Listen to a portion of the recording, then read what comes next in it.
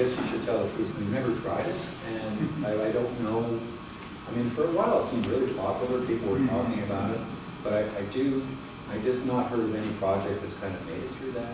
And I guess a lot of people got afraid there were kind of scams and nothing much happened. I mean, to see how we went the other way. We were in the sports thing. We started buying a few products of these startup companies just to sort of get involved in the ecosystem. We never saw one product.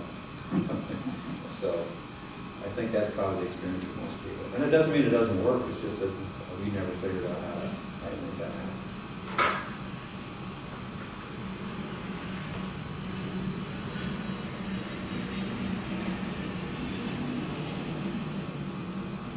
How far did you have to take the medical devices?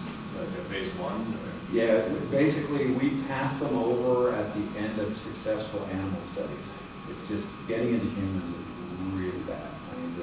I mean, to get it through FDA and then local hospital approval, you have to have a major company behind. They don't want to hear that, you know, 3 guys in the garage are responsible for Mr. Jones's heart pump. I mean, that's a real issue. They got to feel confident that there's a team there that can back it up and look at it. Because once these long-term implants, remember, you got controllers and software and everything else. So that becomes really, there's just a logarithmic jump in cost when you hit the point of doing this. So also, as someone who's running the project, you lose control. As so much money goes in that they're going to kick you out. They're going to give a new management who came from one of those companies. And then it really doesn't feel too fun to be sitting in the back of the bus being told what to do by, you know, some guy you've never saw it before.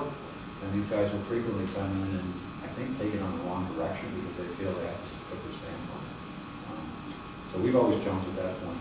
On a big project, I would continue to do that. For the sports one, I like to consider. We were able to put it in athletes and just say, well, what do you like, what do you not like? Do you like this one better or like that one better? That's very easy because we don't have to go through a new approval process every time. So if we change the fabric or we change the cooling pad, no big deal, we do it every time. We would have run into trouble if we put a mechanic, like some companies have cold water circulation plus an air bladder around to squeeze it more. That knocks us up into the FDA. So we back off that. It's tempting to do it. The compression? Yeah, if you do active compression with cooling, that hits the FDA threshold, now all of a sudden you have to go through the whole FDA process to do it. And just think what, I mean, these pants and so forth, the pants are sewn in, the fabric comes from Italy, and then they're sewn in Italy and finished in Bulgaria. And then the pads are coming from Indianapolis, shipped over there, snapped in place, and the controllers are designed in Austria. Parts come from Germany and Japan and assembled in Germany. You'd have to document every. So we can't even keep track of shipments. Forget about, you know, each unit saying that it's got serial. So it wasn't feasible for that. So we've stayed below that point.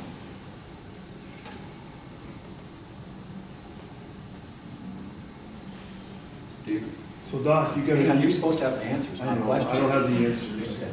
So, as I mentioned in the introductory, you were a cardiothoracic surgeon, so you were an end user of medical devices.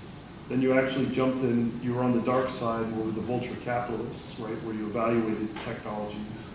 Then you decided to go on your own and start to develop, you know, as your own startup, and you've also interacted with big companies like Medtronic and Edwards. What guidance would you give you, having you seen all those things? If you were an engineer, you know, and a number of these are graduating as undergraduate and graduate students, where would you start? When you're young, you can't be getting exposed to stuff. I mean, I remember, you know, we used to work on godly hours every second night, up all night in the hospital. We learned so much. I mean, you just didn't realize what you learned. And the same thing I learned starting operating. You finish all the training, you think you know everything. You better go to a program where they make you work a lot because you're going to see a lot. So I would say for someone starting, whatever you're going to do, make sure you're busy, you're challenged, you're in an environment where you're learning a lot. That's the most important thing to start off. If you start off with not enough challenge and fall into a groove of not having to achieve too much, it's pretty hard to jump out of that groove. And it happens, I think, whether you're doing surgery or engineering. So I would say you want to get busy, and while you're learning what you want to do, you know what to do.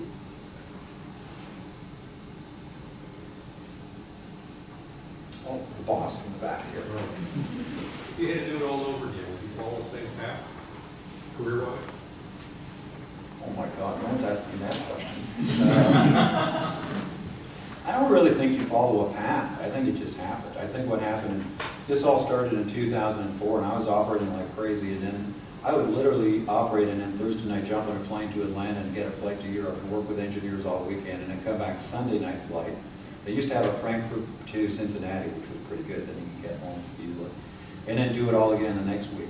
And it just got so much that, you know, which one are you going to do? At that point, it was very interesting because, you know, the heart surgery business was two things, was valves and bypasses. And the drug-coated, the stents that were out then stunk. They were no competition. They always blocked off a very high percent. But at that point, it was clear that the drug-coated stent was serious business.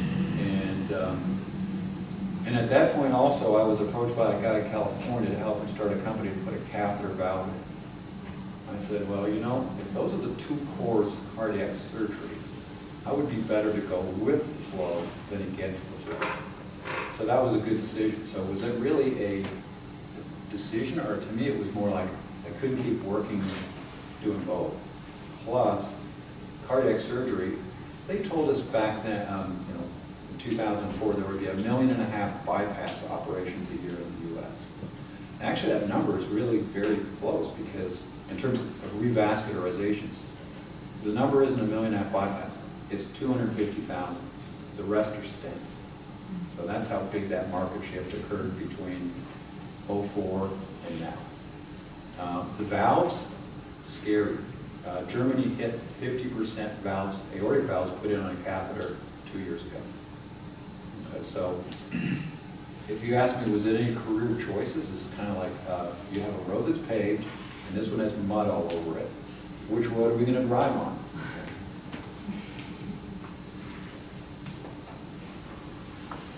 Thank you, everybody, for coming. Really appreciate Dr. Spence.